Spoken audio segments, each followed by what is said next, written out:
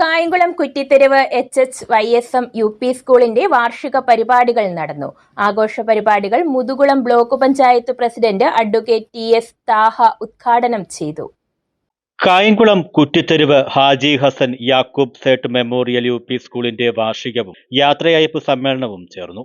ആഘോഷ പരിപാടികൾ Muthukulam block panchayat president advocate TS Thaha ഉദ്ഘാടനം ചെയ്തു. സമ്മേളനത്തിൽ സ്കൂളിൽ നിന്ന് വിരമിക്കുന്ന അധ്യാപകരായ ദീപകുമാരി VR, Bindu KB, Amina A എന്നിവർക്കുള്ള യാത്രയയപ്പും കലോത്സവത്തിൽ മികച്ച വിജയം നേടിയ കുട്ടികൾക്കുള്ള സമ്മാന വിതരണവും നടന്നു. PTA പ്രസിഡന്റ് I റഫീഖ് അധ്യക്ഷത വഹിച്ചു.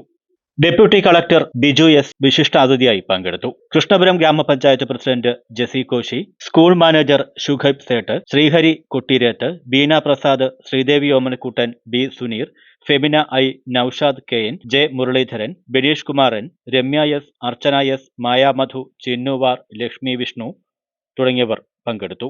News bureau, Kayamkulam.